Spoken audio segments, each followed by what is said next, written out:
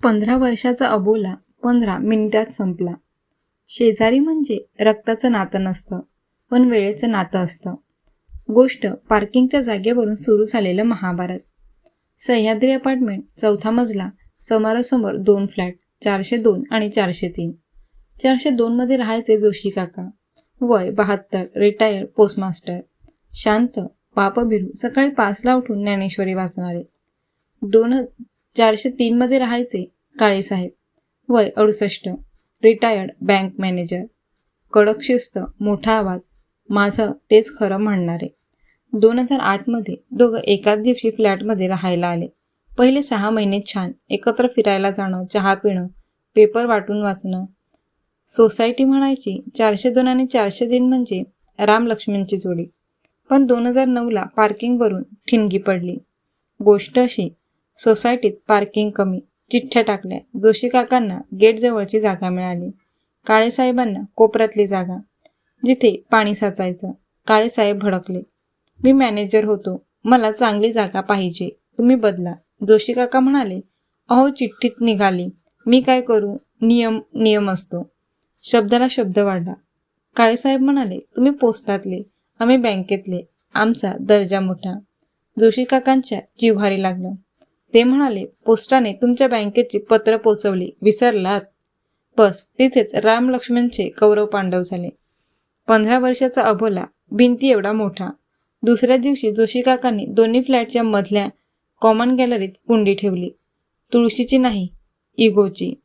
रस्ता बंद, येणं जाणं बंद, बोलणं बंद. पुढची 15 वर्ष काय झालं? 1. लिफ्टमध्ये एकत्र आले तरी तोंड फिरवायचे. 2. काळेसाहेबांची बायको वारली, जोशी काका खाली उतरले नाही. 3. जोशी काकांना बायपास झाली, काळेसाहेबांनी साधी चौकशी केली नाही. 4. गणपती सत्यनारायण, एकाच्या घरचा प्रसाद दुसऱ्याच्या घरात गेला नाही. 5. दोघांच्या नातवंडांनी सांगितलं, त्या घरात खेळायला जायचे नाही, ते लोक वाईट आहेत. सोसायटीचे लोक वैतागले. हो काका, लहान मुलांसारखं काय भांडता? दोघं एकच उत्तर. त्याने आधी सुरुवात केली, माफी त्यानेच मागायची. 15 वर्ष एकानेही सॉरी म्हटलं नाही. जोशी काकांची मुलगी म्हणायची, बाबा तुम्ही ज्ञानेश्वरी वाचता, मग क्षमा का नाही करत? बाबा म्हणायचे, पोरी ज्ञानेश्वरी डोक्यात आहे, राग काळजात आहे. 15 ऑगस्ट 2023, जेव्हा 15 वर्षांची भिंत 15 मिनिटात पडली. स्वातंत्र्य दिन. सोसायटीत ध्वजारोहण. सगळे खाली, फक्त जोशी काका घरी. ताप आला होता, 102 डिग्री. घरात एकटे, मुलगी अमेरिकेत, बायको 2 वर्षापूर्वी गेली. सकाळी 9 वाजता जोशी काका बाथरूममध्ये गेले. चक्कर आली आणि पडले, डोकं फुटलं. रक्त उठता येईना, आवाज द्यायची ताकद नाही. मोबाईल हॉलमध्ये, ते बाथरूममध्ये. स्वामी, आता शेवट, मनात म्हणाले. त्याच वेळी शेजारच्या 403 मध्ये काळेसाहेब गॅलरीत उभे होते. झेंडावंदन बघत होते. अचानक त्यांना जोशी काकांच्या बाथरूममधून पाणी वाहण्याचा आवाज आला. नळ चालू राहिला होता. 10 मिनिटं, 20 मिनिटं पाणी थांबेना. काळेसाहेबांच्या मनात आलं, काहीतरी गडबड आहे. जोशी इतका वेळ पाणी वाया घालवणार नाही. 15 वर्षाचा राग एका बाजूला आणि माणुसकी एका बाजूला. काळेसाहेबांनी आपल्या घरची डुप्लिकेट किल्ली शोधली. हो, 2008 मध्ये दोघांनी एकमेकांकडे इमर्जन्सीसाठी किल्ली दिली होती. रागात विसरले होते. दरवाजा उघडला. जोशी ओरडले. आवाज नाही. बाथरूममध्ये बघितलं, जोशी काका रक्ताच्या थारोळ्यात. काळेसाहेब 83 वर्षाचे, पण त्या क्षणी 28 वर्षाचे झाले.